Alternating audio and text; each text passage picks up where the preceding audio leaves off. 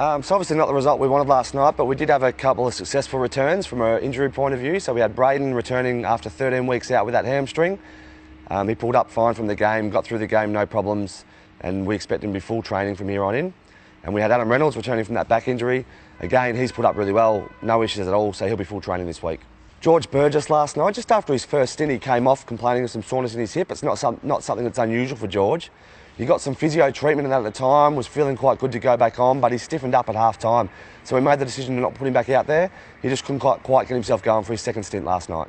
Johnston was a late withdrawal. He had some bone bruising, which was secondary to the initial injury in his knee, which is quite common for that kind of injury, the meniscus repair that he had. So he had some bone bruising, tried to work his way through some of that pain during the week and couldn't quite get himself to 100%. So it's a pain management issue again. So we just have to see how he goes with that over the next couple of weeks. We're not quite sure how long that'll be. Once he's pain-free, he'll be able to play. But we're not going to take any risk with him, and we want him to be nice and comfortable before he returns to train with the team and plays. Burgess with that shoulder injury, he's getting through a really hard running program at the moment. His legs are fine, so it's quite a tough place to be in rehab, but Sam's a really treat to work with. So we're putting him through his paces at the moment. He's running really well. He's regained all of his fitness back. He's actually getting into some stuff where he's probably a little bit fitter than he was in pre-season. So he's tracking really well from that point of view.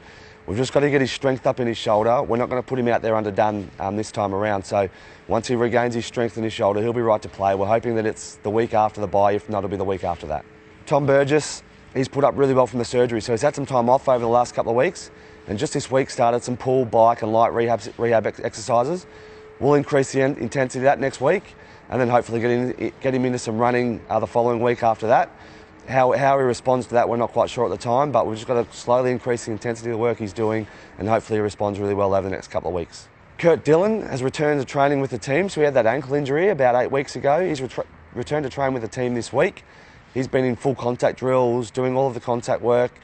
He's pretty close to ready to go this week for Canterbury Cup, but we just made the decision to hold him off one more week, so we're getting a full week of training next week with the Canterbury Cup team, and he'll be available to play. They play in the bye rounds. He'll be available to play around 16.